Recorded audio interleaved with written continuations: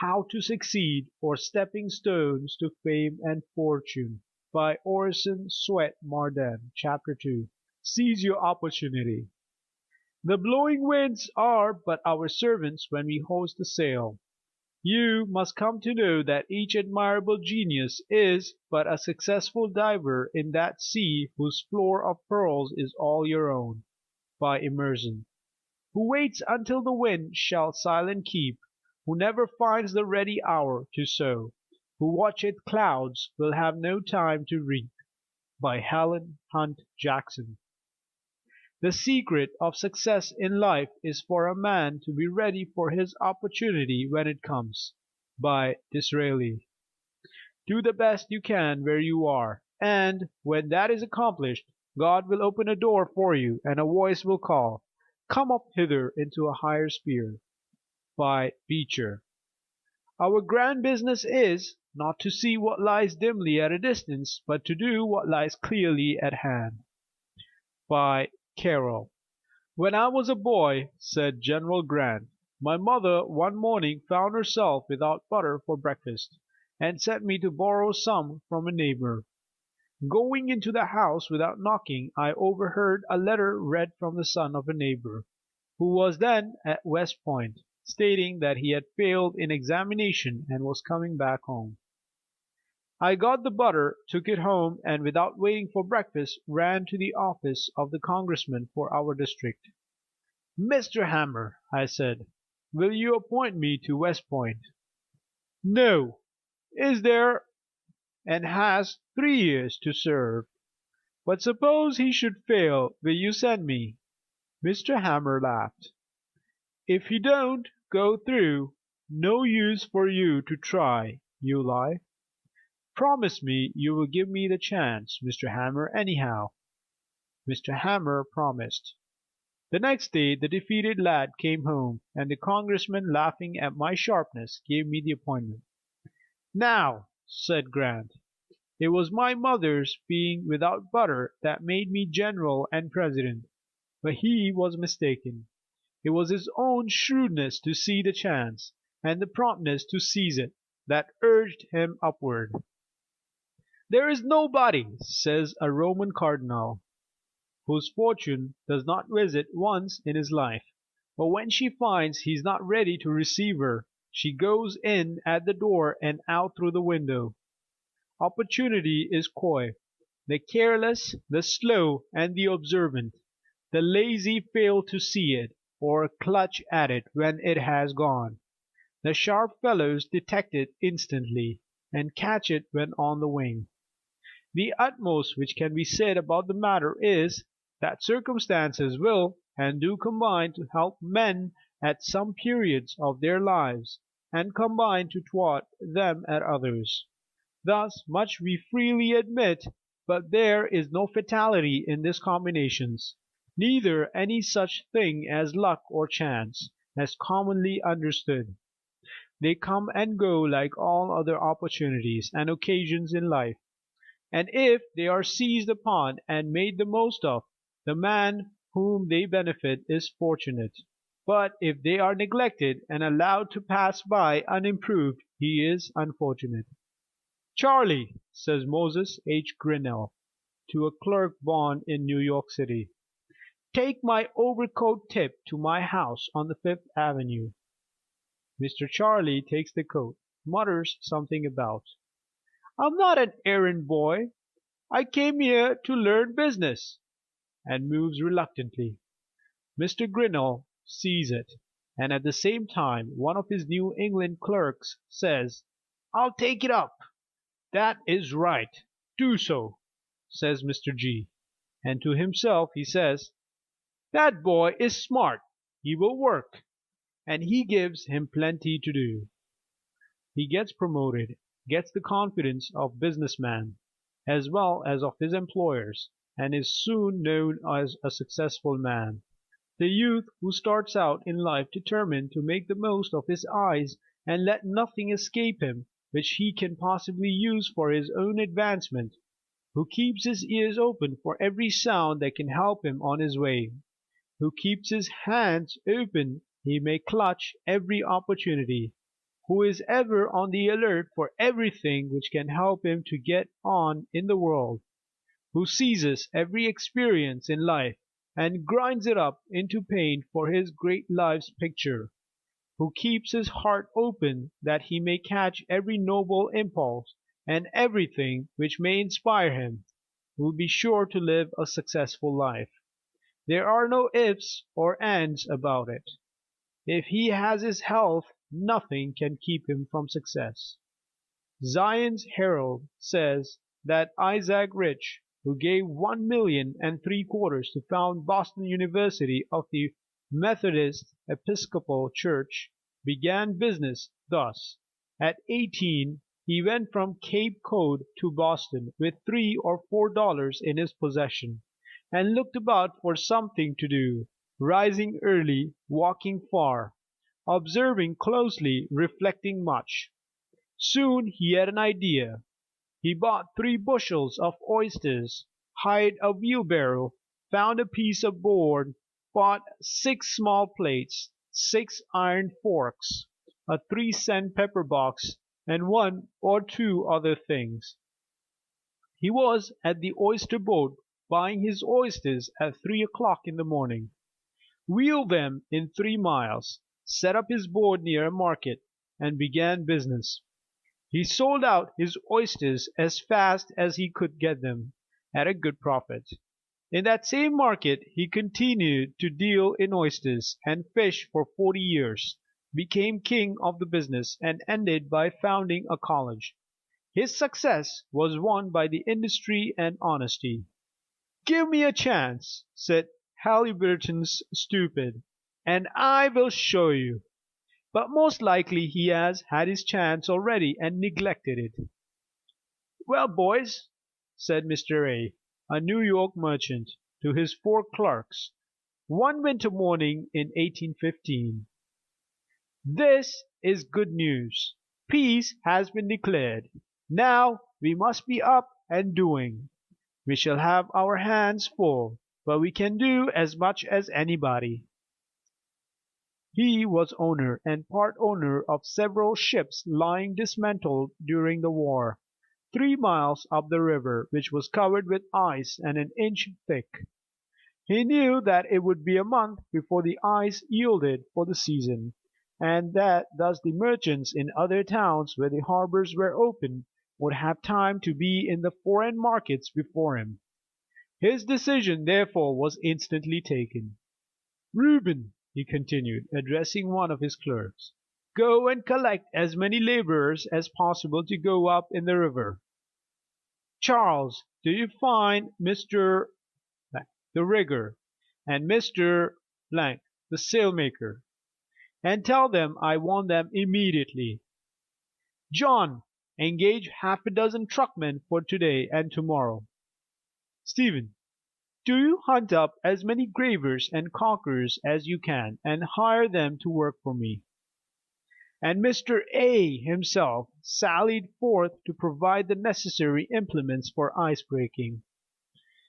Before 12 o'clock that day upward of 100 men were 3 miles up the river, clearing the ships and cutting away ice, which they sawed out in large squares, and then thrust under the main mast to open up the channel. The roofing over the ships was torn off, and the clatter of the caulkers' mallets was like to the rattling of a hailstorm. Loads of rigging were passed up on the ice. Riggers went to and fro with belt and knife. Sailmakers busily plied their needles, and the whole presented an unusual scene of stir and activity and well-directed labor. Before night the ships were afloat, and moved some distance down the channel, and by the time they had reached the wharf, namely in some 8 or 10 days, their rigging and spars were aloft, their upper timbers caulked, and everything ready for them to go to sea. Thus Mr. A competed and on equal terms with the merchants of open seaports. Large and quick gains rewarded his enterprise, and his neighbors spoke depreciatingly of his good luck. But as the writer from whom we get the story, says Mr. A was equal to his opportunity, and this was the secret of his good fortune. A Baltimore lady lost a valuable diamond bracelet at a ball, and supposed it was stolen from the pocket of her cloak. Years afterward she walked the streets near the Peabody Institute to get money to purchase food. She cut up an old, worn out, ragged cloak to make a hood of, when lo! in the lining of the cloak she discovered the diamond bracelet. During all her poverty she was worth $3,500, but did not know it. Many of us who think we are poor are rich in opportunities if we could only see them, in possibilities all about us, in faculties worth more than diamond bracelets, in power to do good. In our large Eastern cities it has been found that at least 94 out of every 100 found their first fortune at home or near at hand, and in meeting common everyday wants. It is a sorry day for a young man who cannot see any opportunities where he is, but thinks he can do better somewhere else. Several Brazilian shepherds organized a party to go to California to dig gold, and took along a handful of clear pebbles to play checkers with on the voyage. They discovered after arriving at Sacramento, after they had thrown most of the pebbles away, that they were all diamonds. They returned to Brazil only to find that the mines had been taken up by the others and sold to the government. The richest gold and silver mine in Nevada was sold for $42 by the owner, to get money to pay his passage to other mines where he thought he could get rich. Professor Agassiz told the Harvard students of a farmer who owned a farm of hundreds of acres of unprofitable woods and rocks, and concluded to sell out and try some more remunerative business. He studied coal measures and coal oil deposits and experimented for a long time. He sold his farm for $200 and went into the oil business 200 miles away. Only a short time afterward the man who bought the farm discovered a great flood of coal oil, which the farmer had ignorantly tried to drain off. A man was once sitting in an uncomfortable chair in Boston, talking with a friend as to what he could do to help mankind. "I should think it would be a good thing," said the friend, "to begin by getting up an easier and cheaper chair." "I will do it!" he exclaimed, leaping up and examining the chair. He found a great deal of rattan thrown away by the East India merchant ships, whose cargoes were wrapped in it. He began the manufacture of rattan chairs and other furniture, and has astonished the world by what he has done with what was before thrown away. While this man was dreaming about some far-off success, he at that very time had fortune awaiting only his ingenuity and industry. If you want to get rich, study yourself and your own wants. You will find millions of dollars have the same wants, the same demands. The safest business is always connected with men's prime necessities. They must have clothing, dwellings, they must eat. They want comforts, facilities of all kinds, for use and pleasure, luxury, education, culture. Any man who can supply a great want of humanity, improve any methods which men use, supply any demand, or contribute in any way to their well-being, can make a fortune. But it is detrimental to the highest success to undertake anything merely because it is profitable. If the vocation does not supply a human want, if it is not helpful, if it is degrading, if it is narrowing, don't touch it. A selfish vocation never pays. If it belittles the manhood, blights the affections, dwarfs the mental life, chills the charities, and shrivels the soul, don't touch it. Choose that occupation, if possible, which will be the most helpful to the largest number. It is estimated that 5 out of every 7 of the millionaire manufacturers began by making with their own hands the articles on which they made their fortune. One of the greatest hindrances to the advancement and promotion in life is the lack of observation and the disinclination to take pains. A keen, cultivated observation will see a fortune where others see only poverty. An observing man, the eyelets of whose shoes pulled out, but who could ill afford to get another pair, said to himself, "I will make a metallic lacing hook, which can be riveted into leather." He succeeded in doing so, and now he is a very rich man. An observing barber in Newark, N.J., thought he could make an improvement on shears for cutting hair, and invented clippers, and became very rich. A Maine man was called from the hayfield to wash out the clothes for his invalid wife. He had never realized that it was to wash before. He invented the washing machine and made a fortune. A man who was suffering terribly with toothache said to himself there must be some way of filling teeth to prevent them from aching. He invented gold filling for teeth. The great things of the world have not been done by men of large means. Want has been the great schoolmaster of the race.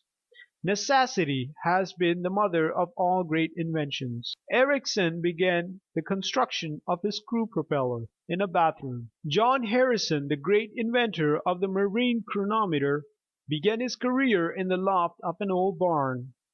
Parts of the first steamboat ever run in America were set up in the vestry of an old church in Philadelphia by Fitch. McCormick began to make his famous reaper in an old grist mill. The first model dry dock was made in an attic. Clark, the founder of Clark University of Worcester, Massachusetts, began his great fortune by making toy wagons in a horse shed. Opportunities! They crowd around us. Forces of nature plead to be used in the service of man. As lightning for ages tried to attract his attention to electricity, which would do his drudgery and leave him to develop the God-given powers within him. There is power lying latent everywhere, waiting for the observant eye to discover it. First, find out what the people need and then supply that want. An invention to make the smoke go the wrong way in a chimney might be a very ingenious thing, but it would be of no use to humanity. The Patent Office at Washington is full of wonderful devices, ingenious mechanism. Not one in hundreds is of earthly use to the inventor or to the world. And yet, how many families have been impoverished and have struggled for years mid want and woe, while the father has been working on useless inventions. These men did not study the wants of humanity. A.T. Stewart, as a boy, lost 87 cents when his capital was $1.50 in buying buttons and thread which people would not purchase. After that he made it a rule never to buy anything which people did not want. The first thing a youth entering the city to make his home there needs to do is make himself a necessity to the person who employs him. According to the Boston Herald, whatever he may have been at home, it counts for nothing until he has done something that makes known the quality of the stuff that is in him. If he shirks work, however humble it may be, the work will soon be inclined to shirk him. But the youth who comes into a city to make his way in the world, and is not afraid of doing his best whether he is paid for it or not, is not long in finding remunerative employment. The people who seem so indifferent to employing young people from the country are eagerly watching for the newcomers, but they look for qualities of character and service in actual work before they manifest confidence or give recognition. It is the youth who is deserving that wins his way out to the front, and when once he has been tested, his promotion is only a question of time. It is the same with young women. There are seemingly no places for them where they can earn a decent living, but the moment they fill their places worthily there is enough room for them, and progress is rapid. What the city people desire most is to find those who have the ability to take important places, and the question of gaining a position in the city resolves itself at once into the question of what the young persons have brought with them from home. It is the staying qualities that have been inwrought from childhood which are now in requisition, and the success of the boy or girl is determined by the amount of energetic character that has been developed in the early years at home. Take up the experience of every man and woman who has made a mark in the city for the last 100 years, and it has been the sterling qualities of the home training that have constituted the success of later years. Don't think you have no chance in life because you have no capital to begin with. Most of the rich men of today began poor. The chances are you would be ruined if you had capital. You can only use to advantage what has become a part of yourself by your earning it. It is estimated that not one rich man's son in 10,000 dies rich. God has given every man a capital to start with. We are born rich. He is rich who has good health, a sound body, good muscles. He is rich who has a good head, a good disposition, a good heart. He is rich who has two good hands, with 5 chances on each. Equipped? Every man is equipped as only God could equip him. What a fortune he possesses in the marvelous mechanism of his body and mind. It is individual effort that has accomplished everything worth accomplishing in this world. Money to start with is only a crutch, which, if any misfortune knocks it from under you, would only make your fall all the more certain. End of chapter 2.